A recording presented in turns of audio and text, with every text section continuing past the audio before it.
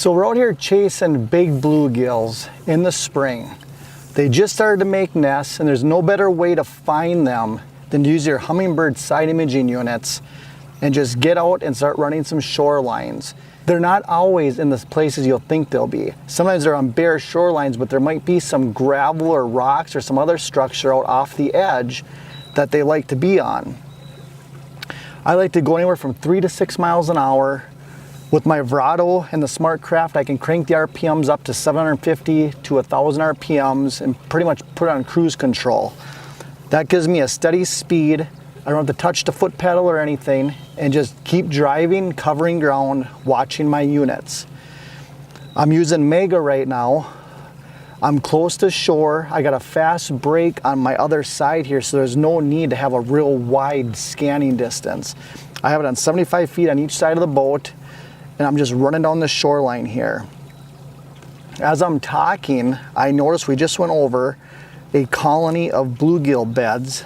It looks like there's about 25 to 30 in it. There's some white specks on them. So what I'm gathering there is they're active beds. There's fish on those. Once we go down here a ways and mark a few more colonies, we'll spin around, put the 360 down, pull right up to them, position ourselves perfectly, and then drop the talons to hold us, and that'll allow us to just sit right next to the colony and pick off the fish. So once we find those nests and we pull up to them, one of my favorite techniques is to make a little drop shot. Most people are familiar with a drop shot for smallmouth bass, largemouth, fish like that. I love this for bedding fish. I can let that weight hit the bottom of their bed, and then keep that waxworm, leech, or crawler right in front of their face. And if the fish are at a certain height, you just adjust your leader up or down, and you can keep it right in front of them. So all I do is I put my talons down next to the bedding colony. If you can't see the bedding colony, use your 360, pull right up to it, put the talons down, and then I just pitch these out. With that little tungsten weight, you can kind of feel the bottom of the nest where those rocks are exposed. Once you're on that spot, just hold it, and I like to shake it a little bit, but then kind of keep the line tight, because when you feel it, the sunfish will just give it a little peck. And then when I feel that peck, I just drop the rod tip slow and then just lift up. And they're almost always on it. Okay, so I'm just pitching out the drop shot into the bed, and there's about 25, 30 beds right here. And then when I hit the bottom, I just kind of keep the line tight so I can feel when one bumps into it. There, I felt one pecking at it. I just let him have it for a second. I got a really nice gill on here.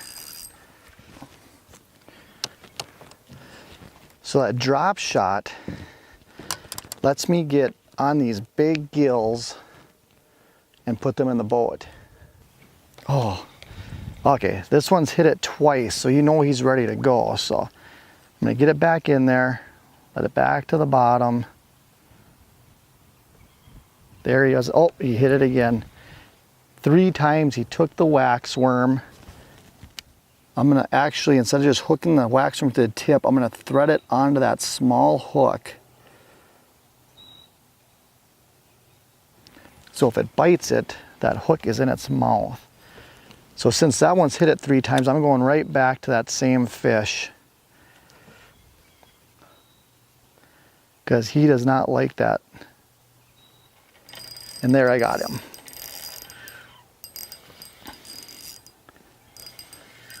I'm using 4-pound mono, a medium light fishing rod,